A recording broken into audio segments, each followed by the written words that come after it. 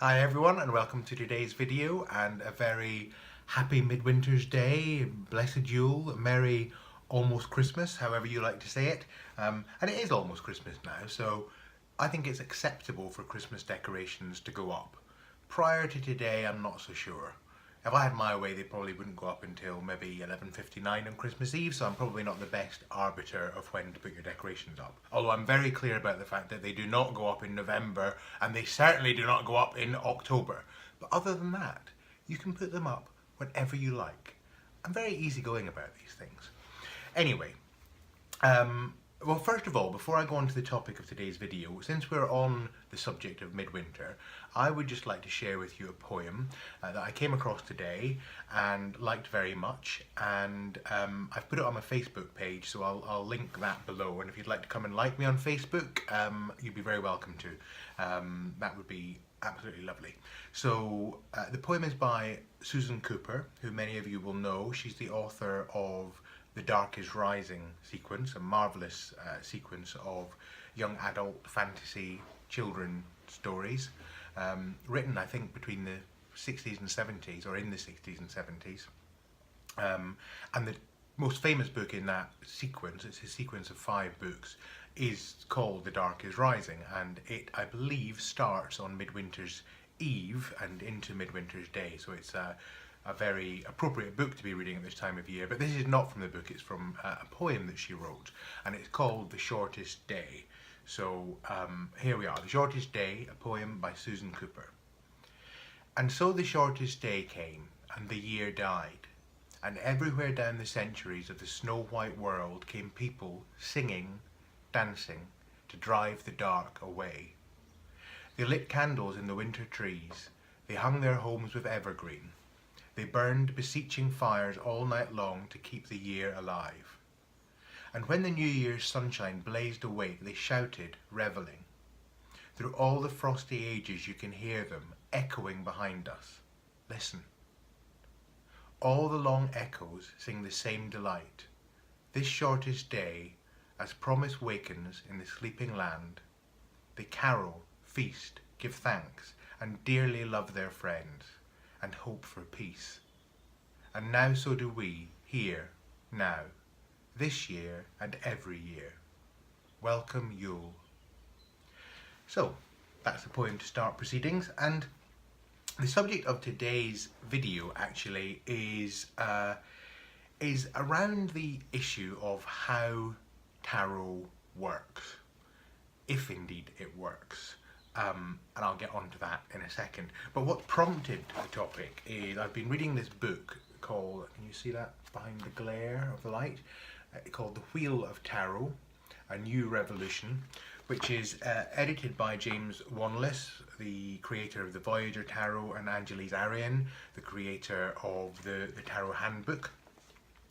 Both real experts in tarot and people who've got a lot of interesting things to say about tarot. But this book is absolutely fabulous because it's actually an anthology of articles, and the articles are by leading tarot professionals, scientists, psychologists and so on, and it looks at tarot in a number of different ways, including from the scientific direction. And I've actually been reading a couple of articles, one called A Scientist's Experience with Tarot by Jane English, Ph.D, and the second one called An Experimental Test of the Basis of Probability Theory by Cherry Sutherland McCusker and Brian McCusker. And both of these articles talk about scientific experiments that were done to test whether the drawing of tarot cards in a reading was random, or if the cards were showing up at a rate that was beyond random chance. So very interesting hypothesis, and I'll tell you a bit about the experiment in a second, but I just want to reflect a bit on my own thoughts about how tarot works and what I've considered over the years in terms of how tarot works, because people often ask me when they know that I read tarot cards and when they hear that I occasionally use tarot cards in my coaching work with clients. Not with every client, because some clients would run a mile if you said, I'm going to read your tarot cards. But many clients are interested in how tarot can work. But some people will ask me, does it work? Do you believe that it works? Do you believe that there's something magical or mystical happening with the cards? And I mentioned in a previous video that one of my favourite quotes by a tarot luminary is a quote by Art Rosengarten, who talked about the times he's been asked similar questions, or he spoke about the time he was asked the question, is a tarot reading always accurate?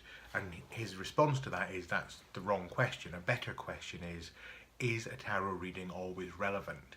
Because the answer to that is always yes. A tarot reading, when it's done properly, when it's engaged with properly by the querent and by the reader, is certainly always relevant, or can be made relevant in the interaction. And that really helps encapsulate my thinking about whether tarot works or how tarot works. And in a sense, you can think, or I tend to think, of the explanations as possibly lying along a continuum. And at one end of the continuum, you've got the very scientific, rationalistic, naturalistic explanation, which says, actually, the cards are just showing up in a completely random way that's not connected at all to the person who's being read for or doing the reader.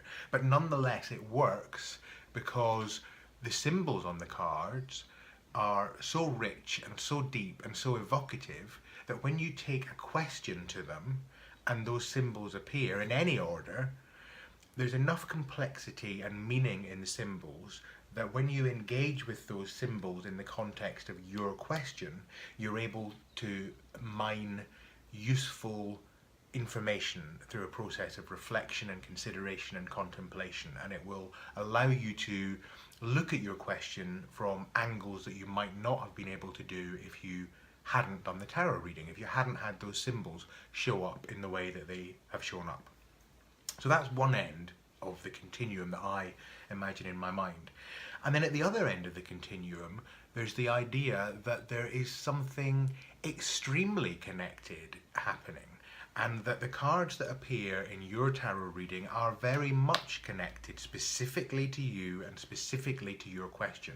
And that yes, there is some kind of supernatural, if you like, non-rational thing happening that means that the right cards appear for you, and that no other cards could have appeared, and that no one else doing this reading at this moment in time with the same question would get those cards, and they are absolutely the cards that were meant for you, and yes, there is a connection. So those are the two extremes: no connection, full connection.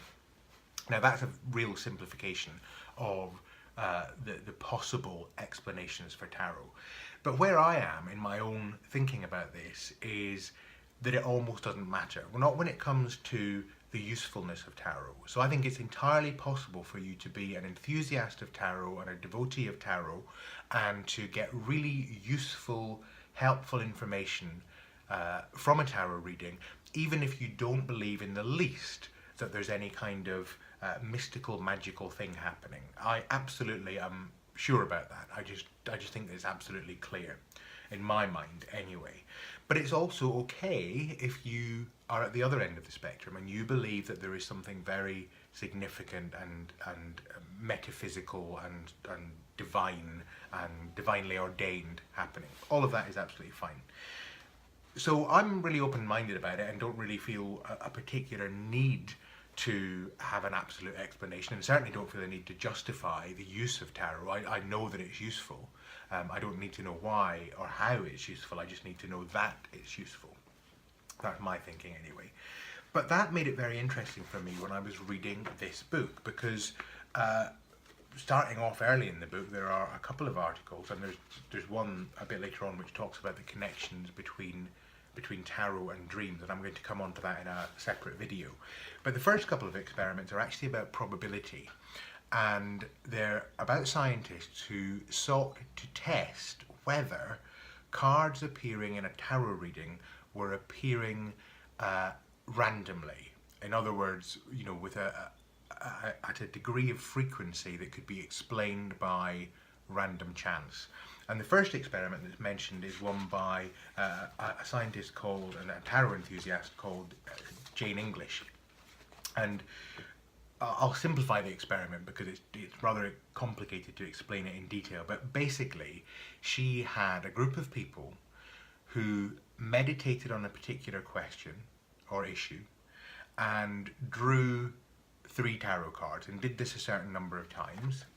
And so in other words, did a proper tarot reading. Didn't just simply pick up a deck of cards and quickly pick some cards. They shuffled the cards in a meditative, contemplative state. They focused on a specific question and they selected the card. And they did this enough times to be able to have a number of different readings that they could analyze. And then the same thing was done.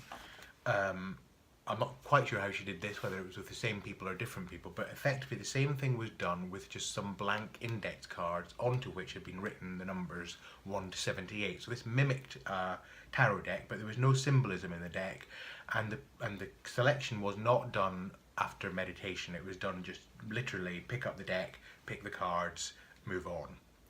So that was the second set of data. And the third set of data was to recreate the index card deck but in a computer, and to have the computer pick the cards using a program, a randomizer that just picked the cards through some kind of algorithm. And the data was analysed. And the interesting thing, the long and short of it, is that what was shown was that the selection of cards by the computer statistically was random, or could be explained by random chance. And the selection of cards, of the index cards by people, the non-tarot cards by people, could be explained by random chance. But the selection of tarot cards following meditation by people was non-random. In other words, those cards didn't turn up in a random way. They showed up. Some were more frequent appearances by certain cards than could be explained by random chance. Interesting, right? So this is what she says about this. So she did the analysis, and then she speaks about the interpretation of the analysis. And I'm just going to read this to you because I think her words explain the implications of this rather better than mine. So, saying the choice is random is the same as saying that the cards are totally separate from the person who picks them. Saying the choice is not random is to say there is a connection between the person and the cards. After doing all the analysis, I was struck with the reality of the connectedness of the cards and the person who chooses them in meditation, even though my old scientific belief system asserted that there was no connection. The statistical analysis doesn't show the nature of the connection between the person and the cards. It just shows that it is very probable that there is a connection of some kind.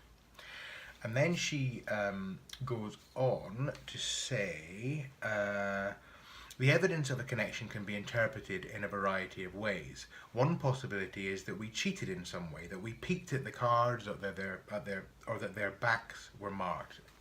Excuse me, I'm going to have to put on my glasses. I'm in denial about the need to wear glasses, but I do need to wear glasses when I'm reading, because if I don't, then I just find myself not being able to see what I'm reading, which is not good. Are you getting a lot of glare from these glasses? Because I'm so unused to wearing reading glasses, I don't even really know how to use them. So I keep looking in the wrong place. I'm looking at you over the top of the glasses, and I'm looking through the glasses for the book. I'm just reminding myself of the way that this thing works. Okay, so where was I? Yes, the evidence of a connection can be interpreted in a variety of ways. One possibility is that we cheated in some way, that we peeked at the cards, or that their backs were marked. Their backs were marked. Blah, blah, blah, blah. However, the index card data makes this possibility seem quite unlikely. Another possibility is that some kind of psychic or ESP process was happening. Remembering that in the process of choosing the cards, physical sensation was involved in the experience of yes. Now, anyone who's read tarot cards knows what this means. That feeling of you just know when you're shuffling, and you get to the point where you just know that the deck is properly shuffled and you can start selecting the cards. There's that click that happens. That's what she's talking about here. Remembering that in the process of choosing the cards, physical sensation was involved in the experience of yes, one could say that the cards are perceived by some kind of sixth sense. My objection to this kind of explanation is that calling it psychic mystifies the experience of direct intuitive knowing, an experience that really is quite common and ordinary. Introducing the ESP mechanism is an unnecessary complication.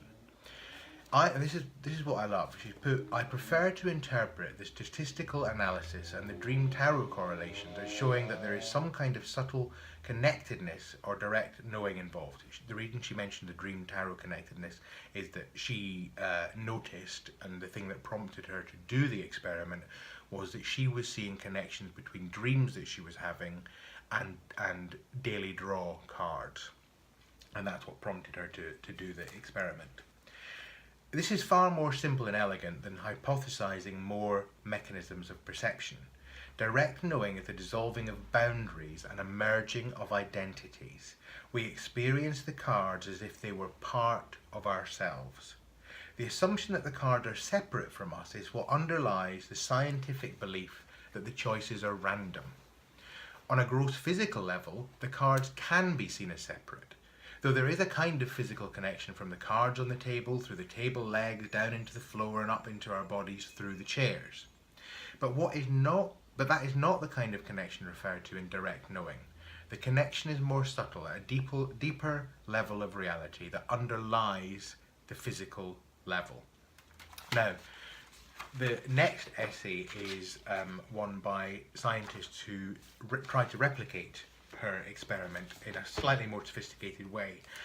And again, I won't go into all the detail, but the short version is that they succeeded in doing that. So they also were able to show that apparently there was something more than random chance happening. Yeah, I've got no idea what am I looking. Everything goes out of focus when I tilt my head and start looking through these glasses. I need these half moon glasses so that I can just peer over them. Anyway, so they replicated the results largely, and so they comment as well on this. And again, I'll read you what they say because it's just worth hearing this, and this book is so worth getting if you're interested in the scientific basis of tarot readings and want to check all that out. It's worth getting. I think I'm jiggling the camera. Apologies if I am. The results of the tarot experiments strongly contradict predictions from the 19th century view of the universe. Like quantum mechanics, the tarot experiments emphasize the importance of the observer in the universe. And if the observer is important, then any accurate description of the universe must include a detailed study of the observer. That is, of ourselves. This crucial point has been completely overlooked by most physicists. Fortunately, it has not been overlooked by some psychologists. Synchronistically, in the very year that Max Planck put forth his quantum hypothesis, Sigmund Freud published The Interpretation of Dreams, and since then psychology has progressed from Freudian to Jungian to humanistic Gestalt to transpersonal. From 1977 to date, a remarkable synthesis of this modern work with the older mystical schools of psychology, yogic, Buddhist, Zen, Christian, Jewish, Taoist and Sufic, has been made by Ken Wilber. In this synthesis, the universe is no longer seen as matter, with consciousness as a very occasional byproduct of very occasional byproduct of electrochemical interactions in a brain, but as a consciousness structured in 9 main levels, the lowest level of which is matter. Absolutely fascinating. The results of the tarot experiments and from the earlier experiments of J.B. Ryan and others fit beautifully into this picture. So do the quantum experiments of Klosper, Aspect and others. However, the tarot experiments have many advantages over the more physical experiments. The tarot experiments are much less costly, they can be tried by very many people, and they lend themselves to very considerable further development.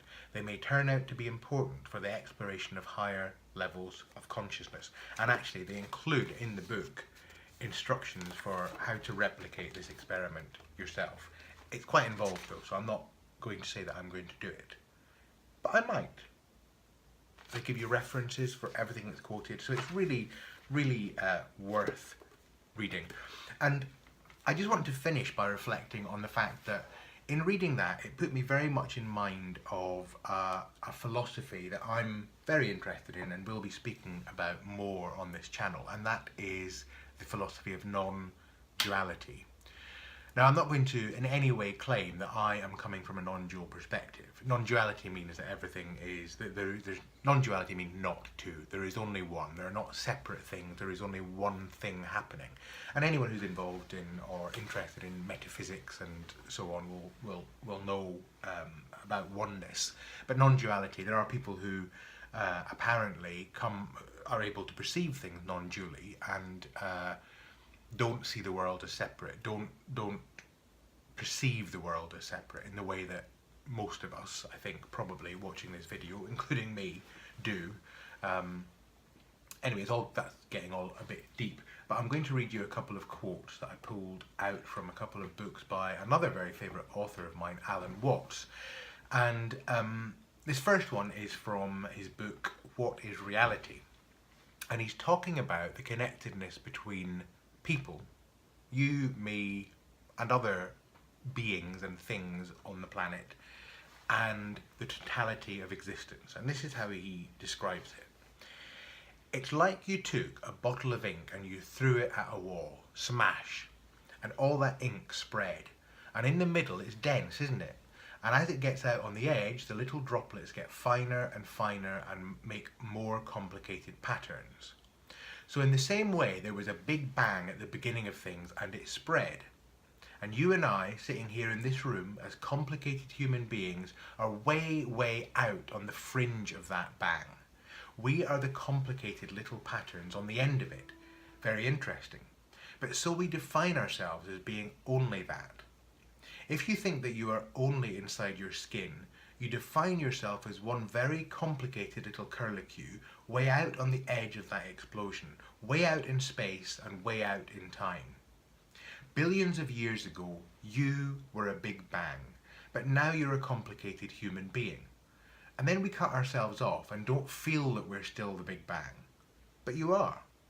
Depends how you define yourself. You are actually. If this is the way things started, if there was a Big Bang in the beginning, you're not something that's a result of the Big Bang. You're not something that is a sort of puppet on the end of the process. You are still the process. You are the Big Bang, the original force of the universe, coming on as whoever you are. When I meet you, I see not just what you define yourself as, Mr. or Mrs. So-and-so. I see every one of you as the primordial energy of the universe coming on at me in this particular way. I know I'm that too, but we've learned to define ourselves as separate from it. Good stuff. So the idea that we're all connected and therefore we're part of the Big Bang, so is our tarot reading. There is a connection. That's what made me think of that quote.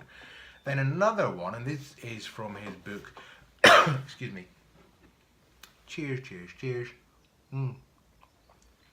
His book called The Book on the Taboo Against Knowing Who You Are. Very much a book that's worth reading. And this is talking about in the world of duality we have opposites, but the fact that we have opposites implies unity.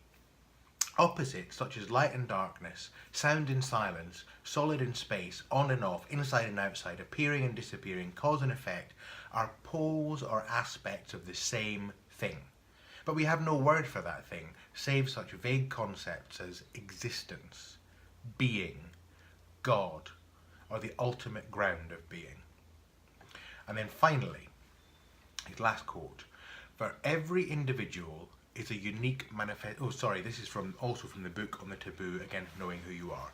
For every individual is a unique manifestation of the whole, as every branch is a particular outreaching of the tree. To manifest individuality, every branch must have a sensitive connection with the tree, just as our independently moving and differentiated fingers must have a sensitive connection with the whole body. The point, which can hardly be repeated too often, is that differentiation is not separation. So, with that, and as the the sun makes its way down and we head into the longest night, I bid you goodwell. I bid you goodbye. And I hope you remain well, and I hope you have a very happy midwinter's night. See you soon.